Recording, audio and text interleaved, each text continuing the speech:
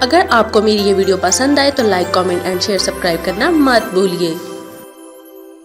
سلطنت عثمانیہ کی اگلی ایپیسوڈ کی طرف بڑھتے ہیں۔ جیسا کہ ہم بات کر رہے تھے پچھلی ایپیسوڈ میں شیخ آغا شمس الدین کی کتابوں کے بارے میں، اور اس موضوع پر اپنی تحقیقات کو قلم بند بھی کیا۔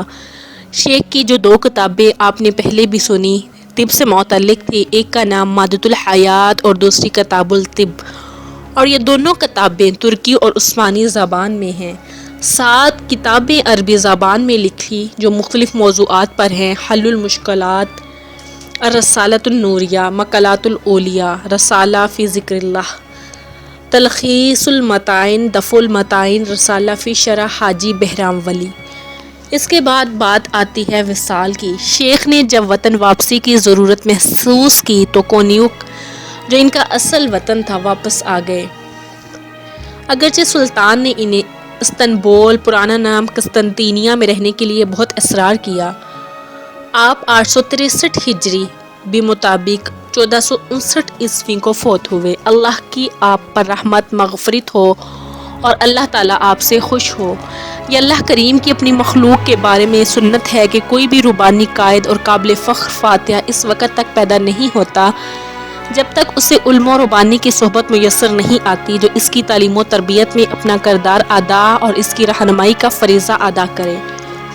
اس سلسلے میں بہت ساری مثالیں موجود ہیں۔ دولت مرابطین میں ہم نے یحییٰ بن ابراہیم کی تربیت میں عبداللہ بن یاسین، اور دولت ایوبیہ میں صلاح الدین ایوبی کی تعلیم و تربیت میں قاضی فاضل کے کردار کو تفصیل سے بیان کیا ہے۔ اسی کتاب میں محمد فاتح کی تعلیم و تربیت اور تعمیر سیرت میں خواجہ شمس الدین رحمۃ اللہ علیہ کے کردار پر روشنی ڈالی ہے۔ اللہ تعالیٰ ان پاکان امت پر اپنی رحمت فرمائے، ان کی مسائل کو قبول فرمائے اور مصلحین میں ان کے ذکر کو بلند فرمائے، آمین۔ فتح قسطنطینیہ کے یورپی اور اسلامی دنیا پر اثرات۔ قسطنطینیہ یورپ میں اسلام کی اشاعت کے راستے میں بہت بڑی رکاوٹ بنا ہوا تھا، اسی لیے اس کے سقوط کا مطلب تھا یورپ میں مسلمانوں کی پہلے سے کہیں زیادہ طاقت اور سلامتی کے ساتھ اسلام متعارف کرانے میں کامیابی۔ قسطنطینیہ کی فتح کو تاریخ عالم کے اہم ترین واقعات میں شمار کیا جاتا ہے، بالخصوص یورپ کی تاریخ اور اسلام کے ساتھ اس کے تعلق کے حوالے سے یہ واقعہ بڑی اہمیت کا حامل ہے، حتیٰ کہ یورپی مورخین اور ان کے بعد آنے والے تاریخ نگاروں نے اسے وسطی کا اختتام اور عہدۂ جدید کی ابتدا شمار کیا ہے۔ فتح کے بعد سلطان نے شہر کی تعمیر نو کے سلسلے میں بہت سے کام کیے، اس کی فصیلوں اور قلعہ بندیوں کو مضبوط کیا، اسے دولت عثمانیہ کا دارالحکومت بنایا اور اس کا نیا نام اسلام بول یعنی اسلام کا شہر تجویز کیا، جو بعد میں استنبول مشہور ہو گیا اور عرصہ تک ترکی کا دارالحکومت رہا۔ مغرب کی نصرانی دنیا اس فتح کی خبر سے بہت متاثر ہوئی، نصرانیت پر خوف و ہراس اور ناکامی کا احساس چھا گیا، اور استنبول سے آنے والی فوجوں کا انہیں ہر وقت دھڑکا لگا رہنے لگا۔ نصرانی شورا اور ادبا نے حتی المقدور کوشش کی کہ نصرانیوں کے دلوں میں مسلمانوں کے خلاف کینہ کی آگ اور غیظ و غضب کا لاوا پھوٹ پڑے۔ امراء اور ملوک نے مسلسل کئی روز تک میٹنگز کی، نصرانیوں کو تمام اختلافات اور رنجشیں بھلا دینے کی صدائیں دی گئی۔ پوپ نکولا پنجم سقوط قسطنطینیہ کی خبر سے سب سے زیادہ متاثر ہوا۔ اس نے اپنا سارا وقت اور تمام کوششیں اطالوی ملکوں کو متحد کرنے کے لیے صرف کر دی اور انہیں مسلمانوں کے خلاف لڑنے کی ترغیب دی۔ روما میں پوپ کی سربراہی میں ایک کانفرنس منعقد ہوئی جس میں شریک تمام ملکوں نے اس بات کا اعلان کیا کہ وہ اس سلسلہ میں پورا تعاون کریں گے اور اپنے مشترکہ دشمن کے خلاف اپنی تمام کوششیں اور وسائل صرف کریں گے۔ قریب تھا کہ یہ معاہدہ اپنی تکمیل کو پہنچتا کہ اسی دوران پوپ کو موت نے آ لیا۔ وہ مسلمانوں کے ہاتھوں سقوط قسطنطینیہ کے روح فرسا صدمہ برداشت نہ کر سکا۔ یہ واقعہ اس پر غم و اندوہ کا پہاڑ بن کر ٹوٹا اور وہ اندر ہی اندر گھٹ کر 25 مارچ 1455 عیسوی کو فوت ہو گیا۔ امیر فلپ طیب آف برگنڈی کے جذبات کو بھی بڑی ٹھیس پہنچی، وہ غیظ و غضب اور غیرت و حمیت سے جل بن کر رہ گیا۔ نصرانی بادشاہ کو مسلمانوں کے ساتھ جنگ کرنے پر آمادہ کیا۔ کئی دوسرے جنگجو، گھڑ سوار، انتہا پسند اور نصرانیت سے قلبی لگاؤ رکھنے والے بھی اس کے قدم بہ قدم چلے۔ مسلمانوں کے خلاف یہ جنگ ایک مقدس عقیدے کا رنگ اختیار کر گئی۔ پورا یورپ اپنے اپنے ملکوں کو بچانے کے لیے آمادہ کا تال ہو گیا۔ مسلمانوں کے خلاف نصرانیوں کی ان جنگوں کی سربراہی روم کے پوپ کر رہے تھے۔ سلطان محمد فاتح نصرانیوں کی ان حرکتوں سے قطعاً غافل نہیں تھا، وہ ان کے بارے پوری اطلاعات رکھتا تھا۔ اس نے بھی اپنی دولت کی تقویت اور دشمنوں کو نیست و نابود کرنے کے لیے بڑی احتیاط سے منصوبہ بندی کی اور وہ تمام اقدامات کیے جو ضروری تھے۔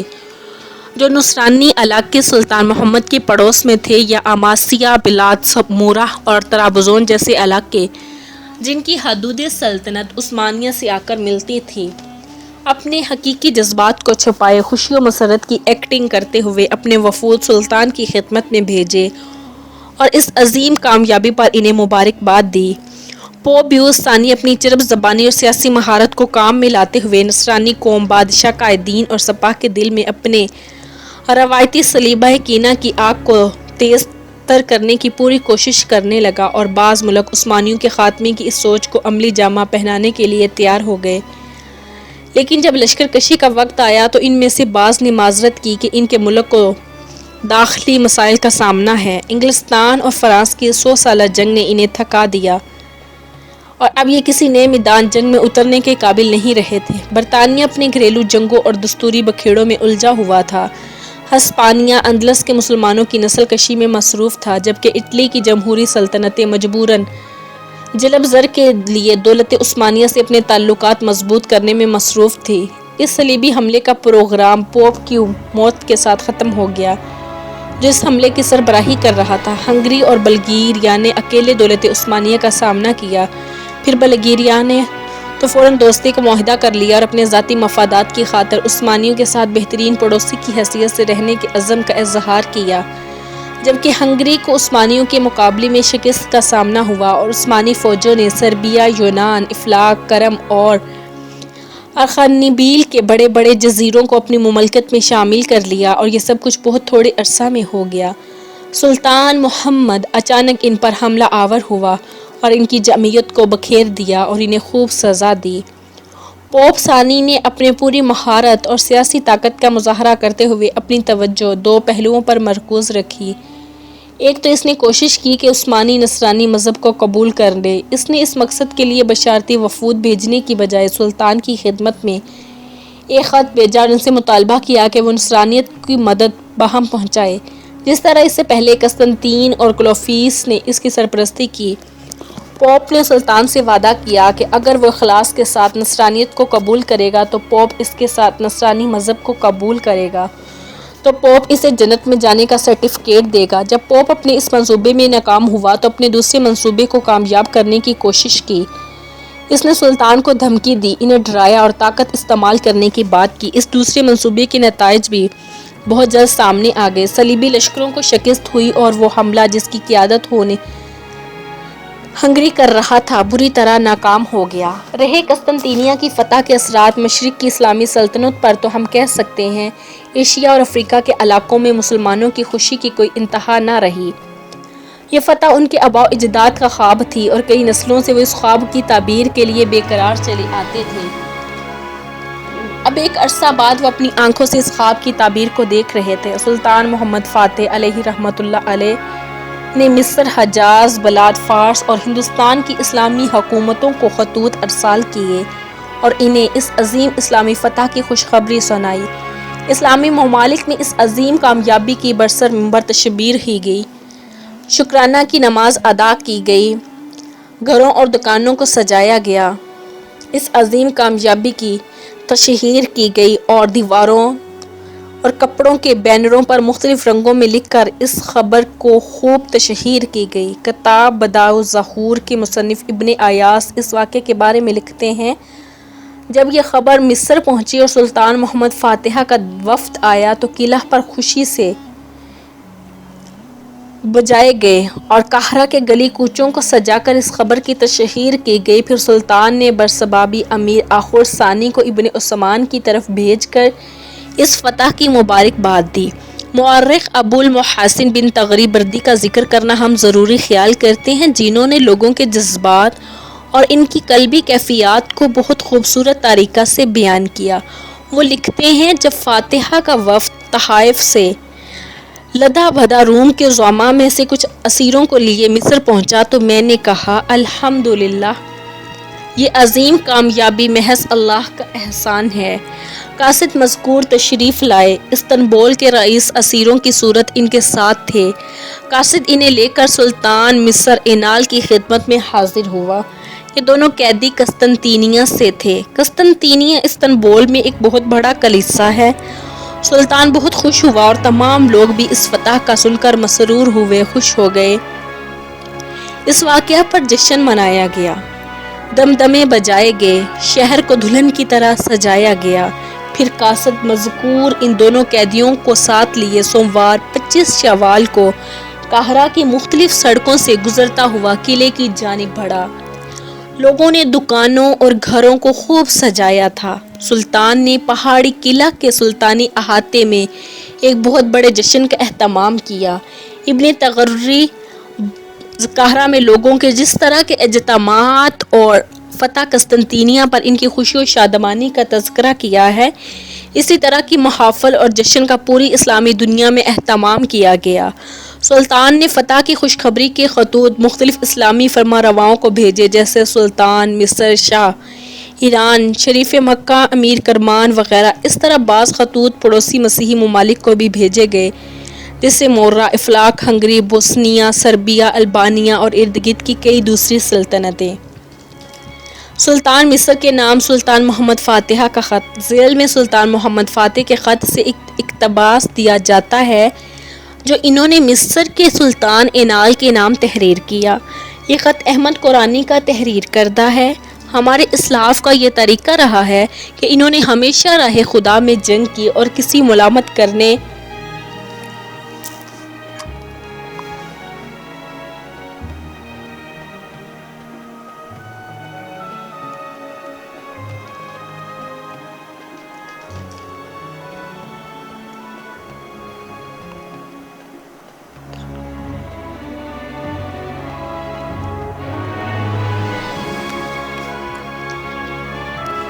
ہمارے اسلاف کا یہ طریقہ رہا ہے کہ انہوں نے ہمیشہ راہ خدا میں جنگ کی اور کسی ملامت کرنے والے کی ملامت کی پرواہ نہیں کی۔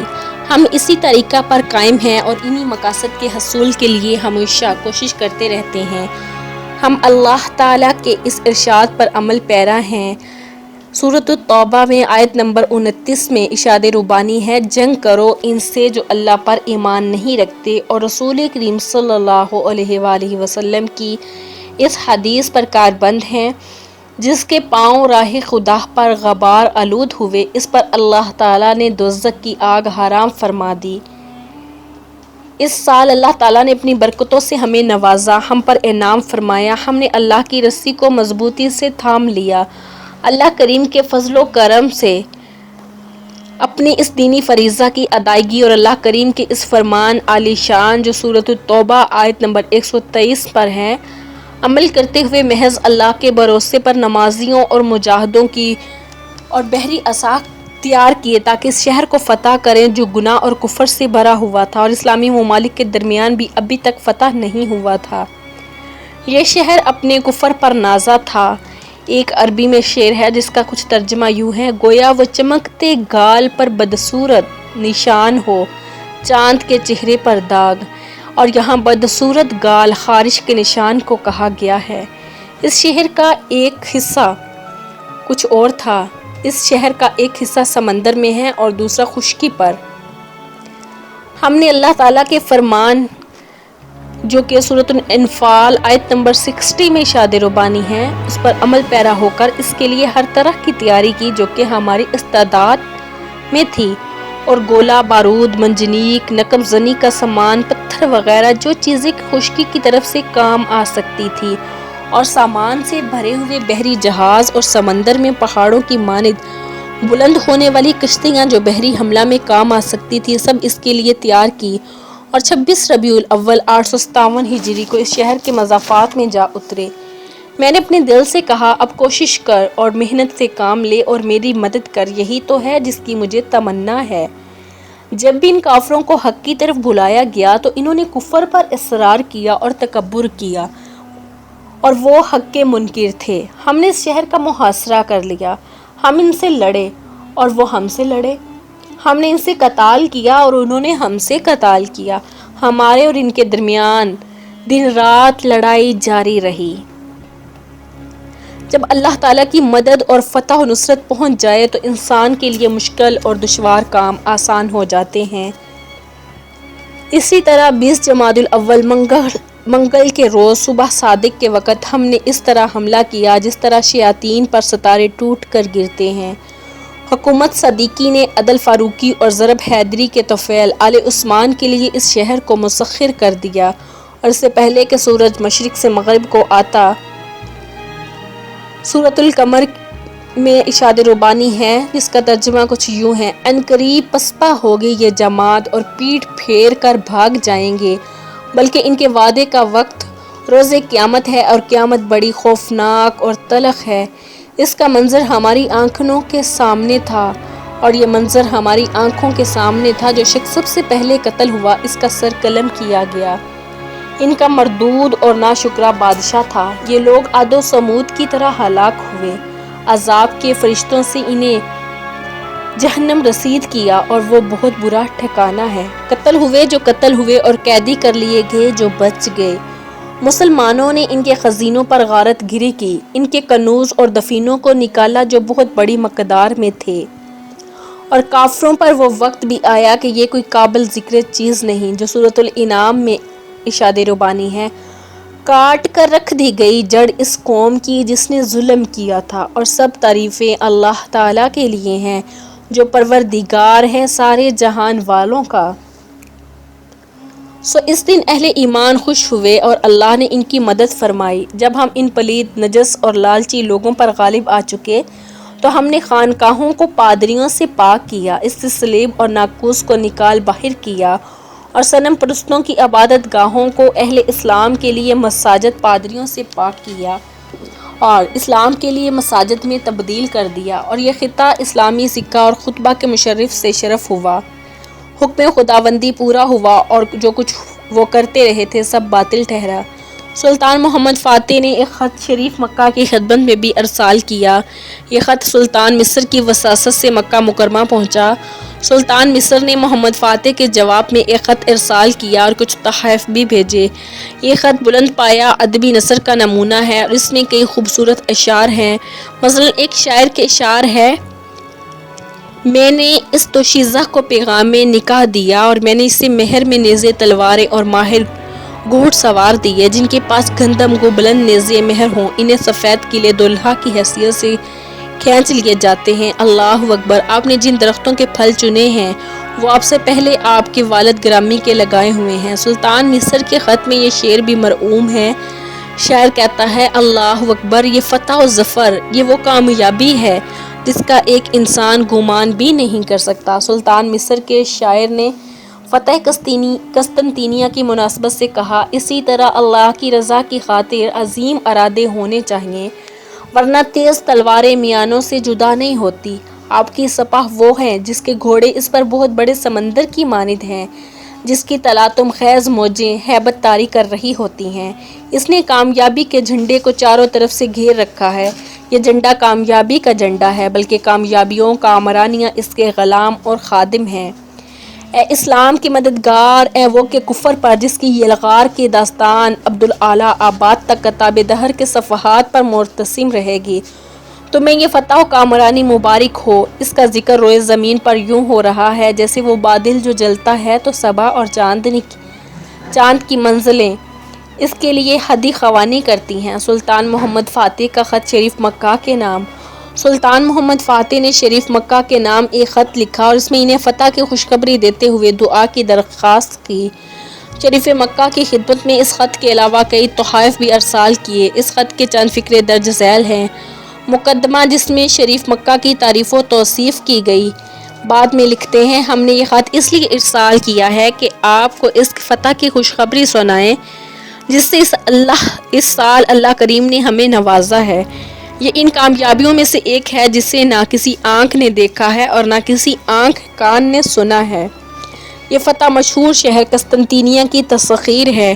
میں آپ کی قدر و منزلت سے امید کرتا ہوں کہ خوشی کی اس عظیم خبر اور بہت بڑی نعمت کے اطلاع پہنچنے پر خوش ہوں گے، اور آپ کے ساتھ حرمین شریفین کے باسی علماء، ہدایت یافتہ سادات، زہاد، عبادت گزار، صالحین، مشائخ، نیک اور متقی کرام اور چھوٹے بڑے سب لوگ بھی خوشی و مسرت کا اظہار کریں گے۔ وہ لوگ جو بیت اللہ شریف کے غلاف کے دامن سے لپٹے ہوئے ہیں، یعنی وہ دامن جو ایک مضبوط گرہ ہے جو کبھی پہلے کھلے گی نہیں، جو زمزم مقام ابراہیم کو دیکھ کر رسول کریم صلی اللہ علیہ وسلم کے جوار میں، وہ جو عرفات میں ہماری سلطنت کے دوام کے لیے اللہ کے حضور آہذاری کرتے رہتے ہیں، اللہ تعالیٰ ان کی برکتوں کے طفیل ہم پر اپنے فضل و کرم کی بارش برسائے اور ان کے درجات کو بلند کرے۔ ہم کاسد کے ہاتھ آپ کی خدمت میں ہدیہ ارسال کر رہے ہیں۔ یہ ہدیہ خالص آپ کے لیے ہے۔ خالص سونے کے مکمل وزن کے 2000 فلوری اور مال غنیمت میں لیا گیا ایک تیز رفتار گھوڑا 7000 الگ سے فقراء کے لیے ہیں۔ ان میں 2000 سادات اور نخبہ کے لیے 1000 حرمین شریفین کے خاص خادموں کے لیے اور باقی مکہ شریف اور مدینہ منورہ زاد ہما اللہ شرفا کے ضرورت مندوں کے لیے۔ مجھے آپ سے امید ہے کہ یہ رقم ان لوگوں میں ان کی ضرورت اور احتیاج کے مطابق تقسیم کر دیں گے۔ میری ان تمام لوگوں کی خدمت میں یہ گزارش ہے کہ وہ ہمیں اپنی دعاؤں میں ہمیشہ یاد رکھے اور ہم پر لطف و احسان فرماتے رہیں۔ اللہ تعالیٰ آپ لوگوں کی حفاظت فرمائے اور قیامت تک آپ لوگوں کو ابدی و سعادت اور سرمدی سعادت عطا فرمائے۔ شریف مکہ کا جواب: ہم نے اسے کمال و ادب کے ساتھ کھولا اور اہل حجاز اور عرب کے لوگوں کے سامنے کعبہ معظمہ کے بالمقابل اس کو پڑھا۔ ہم نے دیکھا کہ اس ختم قرآن کریم کی آیات ہیں جو اہل ایمان کے لیے شفا اور رحمت ہیں، اور ہم نے اس کے معنی میں رسول خدا خاتم النبیین صلی اللہ علیہ وآلہ وسلم کے معجزہ کا ظہور پایا ہے۔